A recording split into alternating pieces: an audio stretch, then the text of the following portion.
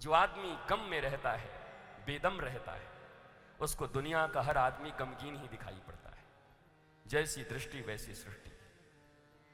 अगर तुम मस्त हो तो तुम्हें मस्त लोग मिलेंगे, तुम अस्त व्यस्त हो तो तुम्हें अस्त व्यस्त लोग मिलेंगे, पस्त लोग मिलेंगे। भागवत की कथा सुनने के बाद अस्त व्यस्त और पस्त होकर के घर में जाकर के धम्म से खटिया पर मत गिर जाना, बल्कि भागवत की कथा श्रवण करके जाना तो गजराज की तरह और हाथी के बच्चे की तरह और मोर की तरह नाचते जाना।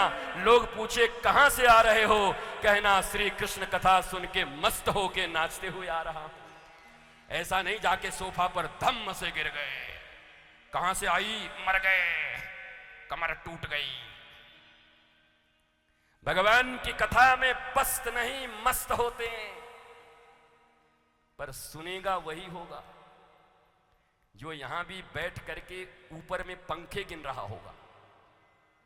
1 2 3 4।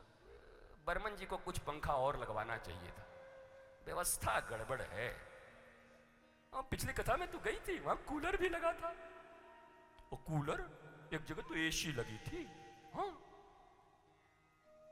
तो बगल में एक महिला बैठी थी, बोला एक जगह तो बिना टेंट का बढ़िया पानी गिर रहा था, हम बड़े आनंद से सुन रहे थे।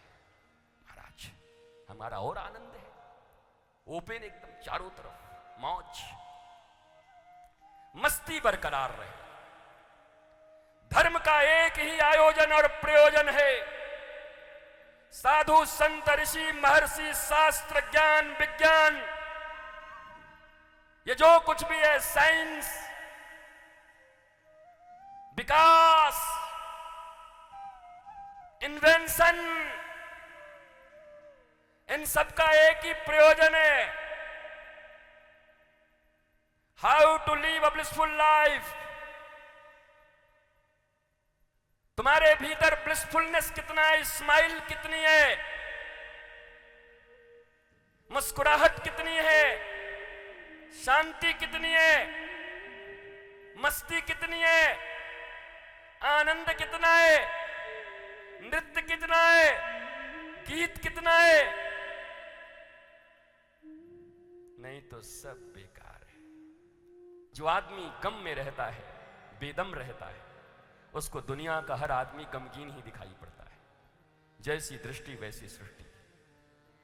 अगर तुम मस्त हो तो तुम्हें मस्त लोग मिलेंगे, तुम अस्त व्यस्त हो तो तुम्हें अस्त व्यस्त लोग मिलेंगे, पस्त लोग मिलेंगे। भागवत की कथा सुनने के बाद अस्त व्यस्त और पस्त होकर के घर में जाकर के धम्म से खटिया पर मत गिर जाना, बल्कि भागवत की कथा श्रवण करके जाना तो गजराज की तरह और हाथी के बच्चे की तरह और मोर की तरह नाचते जाना। लोग पूछे कहां से आ रहे हो, कहना श्री कृष्ण कथा सुन के मस्त होके नाचते हुए आ रहा हूं। ऐसा नहीं जाके सोफा पर धम्म से गिर गए, कहां से आई, मर गए, कमर टूट गई।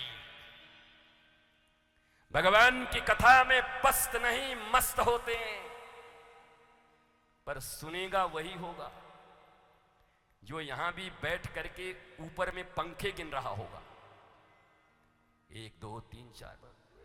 बर्मन जी को कुछ पंखा और लगवाना चाहिए था, व्यवस्था गड़बड़ है। और पिछली कथा में तो गई थी, वहां कूलर भी लगा था। वो कूलर, एक जगह तो एसी लगी थी। हाँ, तो बगल में एक महिला बैठी थी, बोला एक जगह तो बिना टेंट का बढ़िया पानी गिर रहा था, हम बड़े आनंद से सुन रहे थे। महाराज, हमारा और आनंद है, ओपन एकदम चारों तरफ, मौज मस्ती बरकरार रहे।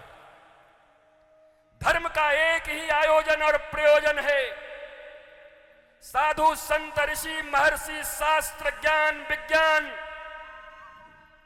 ये जो कुछ भी है, साइंस, विकास, इन्वेंशन, इन सब का एक ही प्रयोजन है, how to live a blissful life. तुम्हारे भीतर ब्लिसफुलनेस कितना है, स्माइल कितनी है,